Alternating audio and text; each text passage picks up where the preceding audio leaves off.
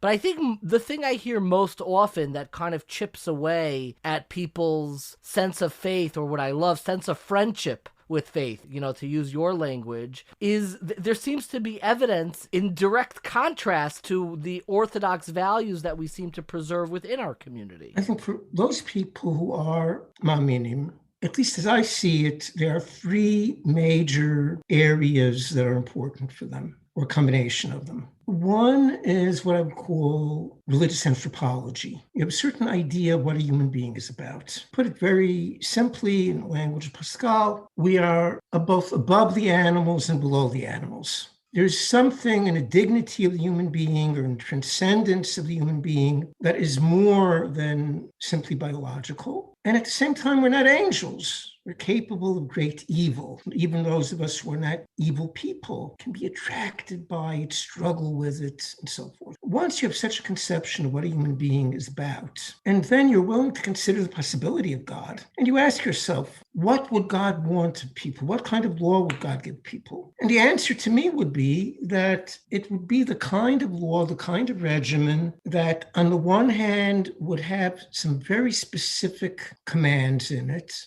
I'm not God's brother-in-law. I may be his son, but not his brother-in-law. Or as Kierkegaard put it, in a different conception, each person regarding himself is his father and not his uncle. So if God is God, then God makes demands. At the same time, my understanding of the human being is that a human being has to be engaged creatively, intellectually, emotionally. We are not simply robots doing what we're commanded. So such a divine revelation would involve specific demands, not all of which would make sense or appeal to us. It would also call upon us to be intellectually and emotionally engaged, to do some of our own work for ourselves, to be on our own. You would have an outlook that would recognize both the majesty of the human being and the debasement of the human being. It would have an individual quality. I relate to God as one individual, reaching out the alone to the alone, as Plotinus put it. It would also have a social dimension because human beings are social creatures. It would involve what we know of as Klal Yisrael. So those elements, I think, we call them anthropological. It means you look at the Torah and you look at other options, and within the Torah, you have something that appeals to and makes demands on the human being in a full complexity. For some people, that is a very powerful kind of argument. Biographically, I would say it was very important for me. Now, how do you reach such a conception? It could be a purely intuitive matter. You're born thinking that way, or it can have something to do with thinking and reading and so forth. You look at literature, you look at philosophy, you see the way the sharpest intellects and most eloquent intellects have tried to make sense of the world,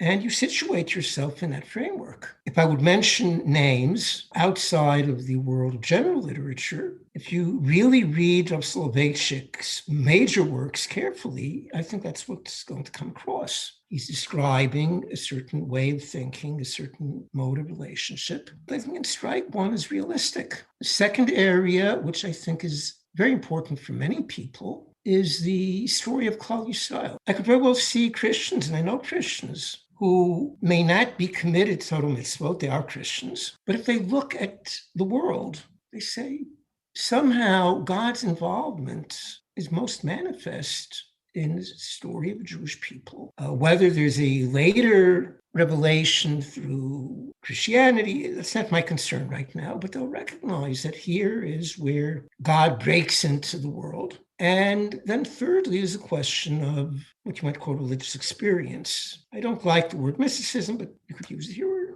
There are moments when people have a sense that coheres with these other factors. And that, again, you can claim it's an illusion. When I think about it 3 o'clock in the morning, maybe my imagination, but together with these other factors, I think it creates an entire way of thinking. And if you rely on that totality rather than on one particular line of reasoning, you will get a sense of what religious life is about. I think the problem for many people is that once they get down to work, they end up with a very narrow conception of what counts as evidence. Sometimes they'll be very skeptical. They'll always find reasons why this intuition or that intuition is worthless. Spinoza recognized that Jewish history is very special. He said, look, there's nothing really special about it. These people have their peculiar laws to which they are stubbornly attached. They have circumcision, which for certain reasons he lists separately from other mitzvot. And if you take that away from them, in a generation or two, they'll be just like everybody else. None of this uniqueness will evaporate. On the other hand, you can say, with all due respect to Spinoza, I know what I know, and I experience what I experience. Now, from the same people, when it comes to securing their academic position and personal relations and so on, they're not quite that skeptical. In those areas, it can be very down to earth and very intuitive.